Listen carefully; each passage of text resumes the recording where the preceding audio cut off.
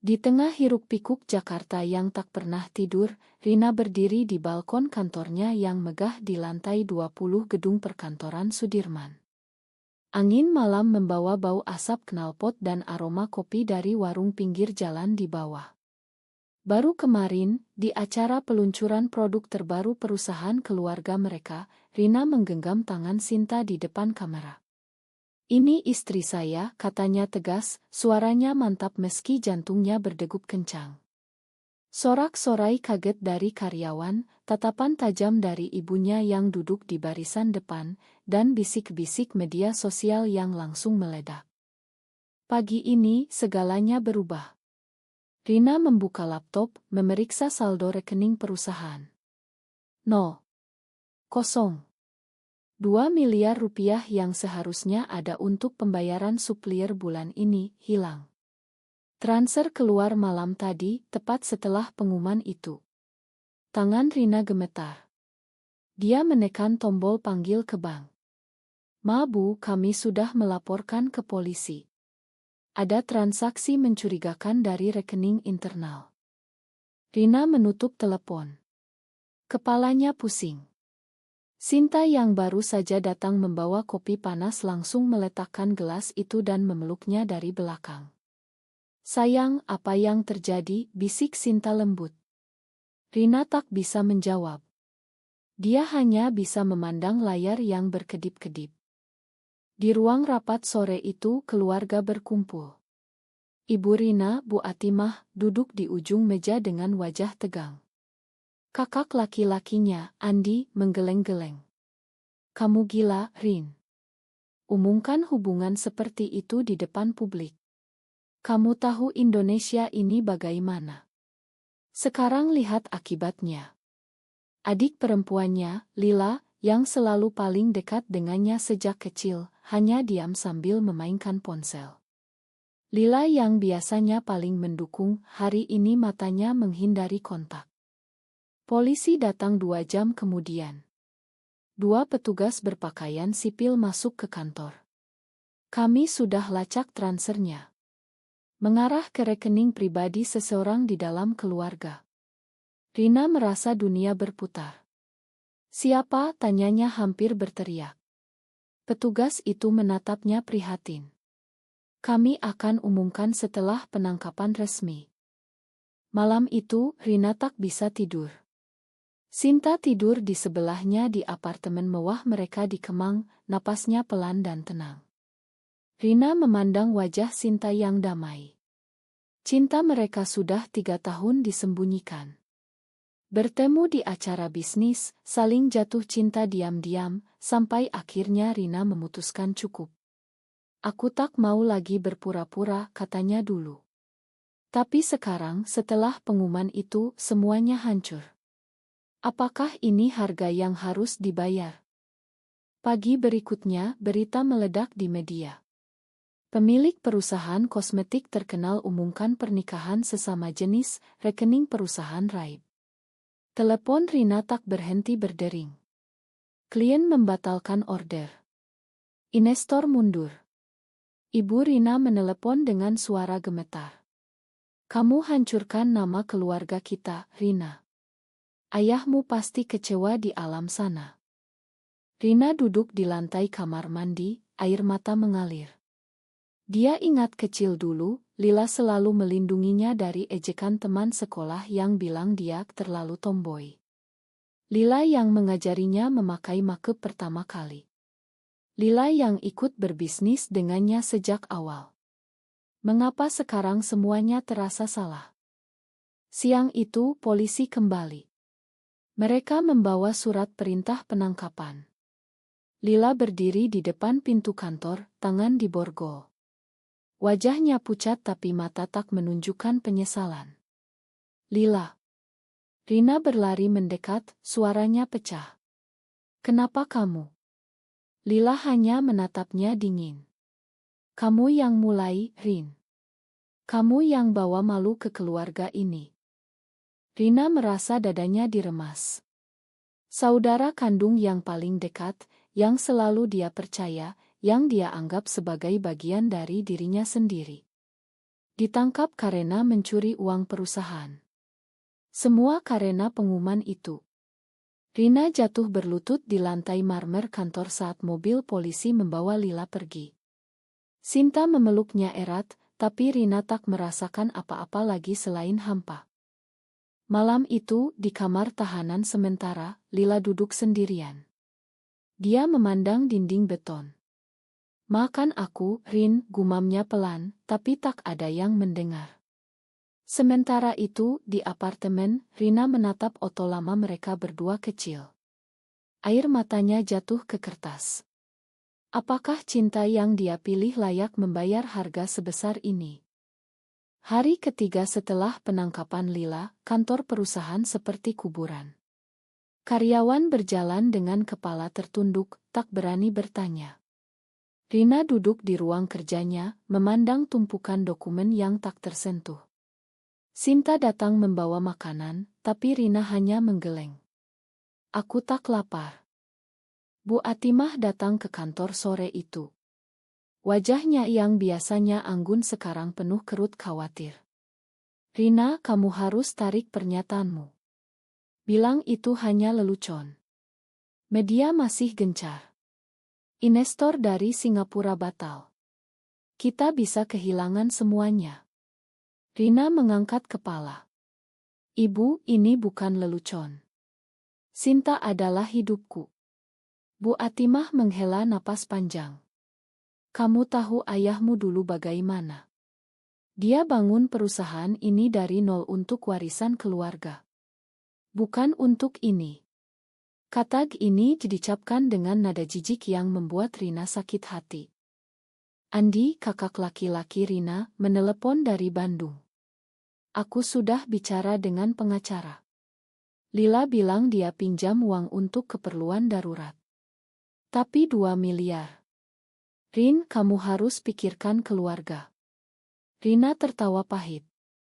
"Keluarga? Yang mencuri itu keluarga, Bang."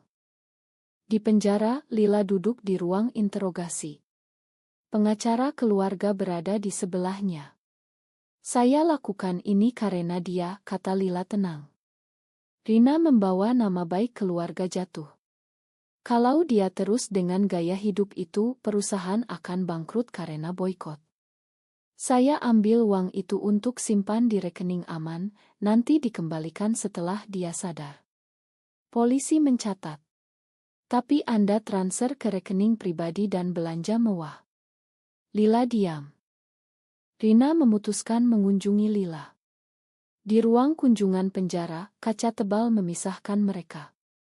Lila memandang adiknya dengan mata lelah. "Kamu marah ya, Rin?" Rina menggenggam gagang telepon dengan keras. "Marah? Aku hancur, Lila. Kamu yang selalu bilang dukung aku. Kamu yang dulu bilang cinta itu cinta." Lila tersenyum tipis.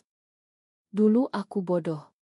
Sekarang aku lihat akibatnya. Ibu nangis setiap malam. Tetangga gosip. Kamu mau hidup seperti itu selamanya?" Rina pulang dengan hati yang lebih berat. Sinta menunggu di apartemen, sudah menyiapkan makan malam. "Kamu harus makan, sayang. Kamu kurus sekali." Rina memeluk Sinta lama sekali. "Aku takut kehilangan semuanya. Perusahaan, keluarga kamu." Sinta mengusap punggungnya. "Kamu tak akan kehilangan aku. Tapi kamu harus pilih, Rin. Pilih aku atau pilih mereka." Malam itu Rina tak bisa tidur lagi. Dia membuka laptop, melihat berita online. Komentar netizen membanjiri. Ada yang mendukung, "Berani sekali, respect." Tapi mayoritas menghujat. "Di Indonesia kok begini? Hancurkan keluarga." Rina menutup laptop. Tekanan di dada semakin berat. Besok paginya, pengacara perusahaan datang. "Kita bisa tuntut Lila dengan pasal penggelapan. Tapi kalau kamu tarik laporan, mungkin kasus bisa ditutup." Keluarga bilang begitu. Rina terdiam lama. "Saya butuh waktu." Di rumah ibunya di Menteng, Bu Atimah dan Andi sedang bicara. Lila lakukan ini untuk kita semua, kata Andi. Bu Atimah mengangguk. Rina harus mengerti. Cinta sesama jenis itu dosa. Dia akan sadar nanti. Rina tiba di rumah itu sore harinya. Suasana dingin. Bu Atimah tak mau memeluknya. Kamu datang untuk minta maaf, tanya ibunya. Rina menggeleng. Aku datang untuk bilang aku tak akan mundur. Sinta tetap istriku. Andi berdiri. Kalau begitu kamu tak lagi bagian dari keluarga ini. Rina keluar dari rumah itu dengan air mata mengalir. Dia menelepon Sinta. Aku pulang. Tapi di dalam hati, pertanyaan terus berputar. Apakah mencintai Sinta benar-benar seharga kehilangan segalanya? Pekan berikutnya, persidangan pertama Lila dimulai. Ruang sidang penuh wartawan. Rina duduk di bangku saksi, tangannya dingin. Jaksa bertanya, apakah Anda tahu motif terdakwa mencuri uang perusahaan? Rina menatap Lila yang duduk di kursi terdakwa, wajahnya pucat tapi tegar. Saya tidak tahu pasti. Tapi dia bilang karena hubungan saya dengan Sinta. Ruangan gempar. Kamera berkedip-kedip. Lila menunduk. Pengacara pembela berargumen bahwa Lila bertindak untuk melindungi aset keluarga dari krisis citra akibat pengumuman Rina. Ini bukan pencurian biasa, Yang Mulia. Ini tindakan putus asa seorang kakak yang melihat adiknya menghancurkan warisan ayah mereka. Sinta menunggu di luar sidang, memegang tangan Rina setelah keluar. Kamu kuat sekali hari ini. Rina tersenyum lemah. Aku tak tahu lagi mana yang benar. Malam itu, di kai kecil dekat apartemen, Rina bertemu dengan teman lama, seorang aktis yang pernah membantunya. Rin, kamu harus lawan ini. Jangan biarkan mereka gunakan Lila sebagai alasan untuk memaksa kamu mundur. Rina mengaduk kopinya. Tapi Lila adalah saudaraku. Dia yang dulu menggendong aku saat ayah meninggal. Di penjara, Lila menerima kunjungan ibunya. Bu Atimah menangis. Lila, kamu jangan bilang apa-apa lagi.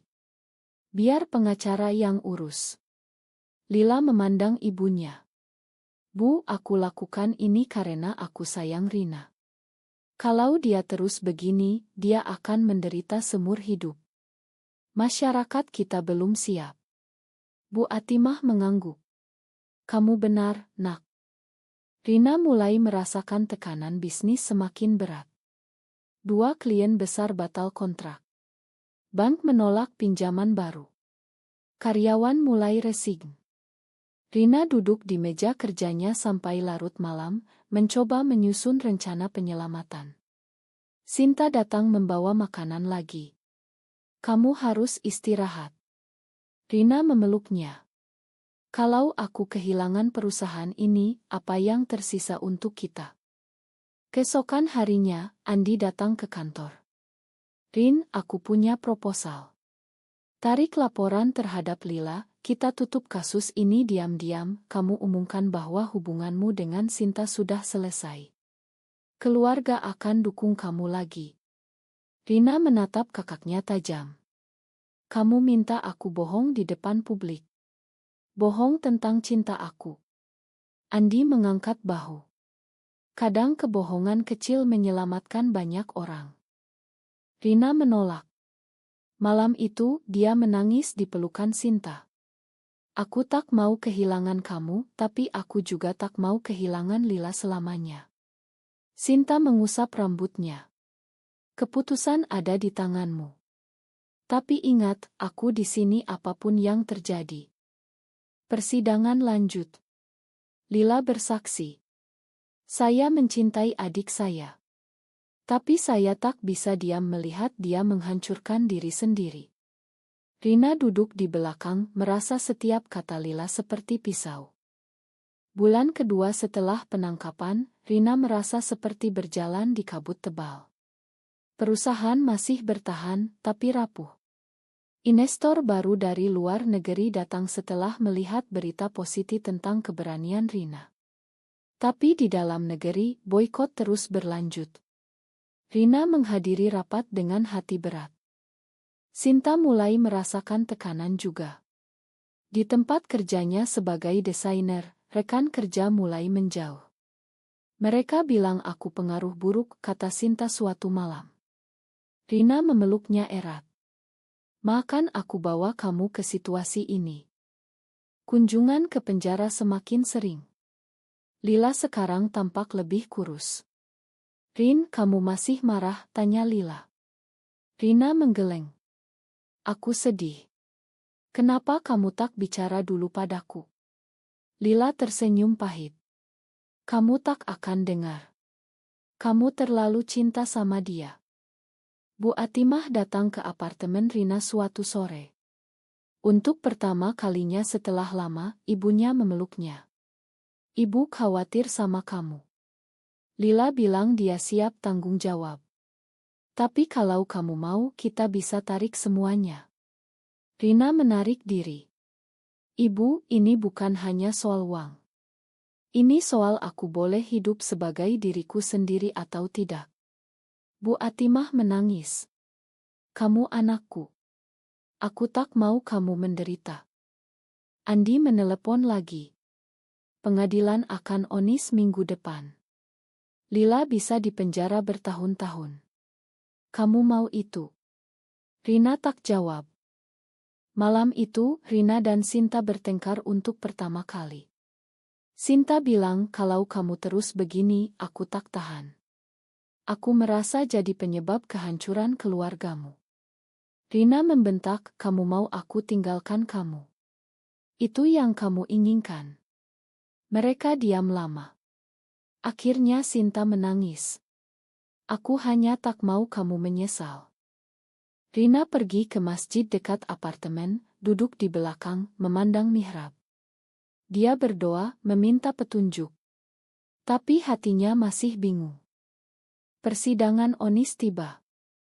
Lila divonis 2 tahun penjara. Ruangan hening saat hakim membacakan putusan. Lila menatap Rina dari jauh. Mata mereka bertemu. Rina melihat penyesalan di sana. Setelah sidang, Rina pergi ke penjara sekali lagi. Lila, aku akan coba bantu banding. Tapi aku tak akan bohong tentang Sinta. Lila mengangguk. Aku mengerti sekarang. Mungkin aku yang salah. 6 bulan berlalu. Lila sudah pindah ke penjara wanita di Tangerang. Rina rutin mengirim uang untuk kebutuhan kakaknya. Perusahaan mulai pulih perlahan. Beberapa klien kembali setelah melihat Rina tak mundur. Sinta dan Rina memutuskan menikah secara simbolis di Bali, hanya dihadiri teman dekat. Tak ada keluarga besar. Bu Atimah menelepon setelah mendengar kabar pernikahan itu. Ibu tak datang karena tak sanggup. Tapi ibu doakan kamu bahagia. Rina menangis di telepon. Lila di penjara mulai berubah. Dia ikut program konseling dan mulai tulis surat untuk Rina. Aku salah, Rin. Aku takut kehilangan kamu, makanya aku lakukan hal gila itu. Maafkan aku. Rina membaca surat itu berulang kali. Andi datang ke kantor suatu hari. Aku minta maaf atas sikapku dulu. Keluarga kita tak sempurna, tapi kita tetap saudara. Rina memeluk kakaknya. Terima kasih, Bang. Tapi tekanan sosial masih ada. Rina sering mendapat ancaman di media sosial. Sinta mulai depresi ringan. Aku takut suatu hari kamu bosan dengan semua ini, katanya. Rina meyakinkan, aku pilih kamu setiap hari.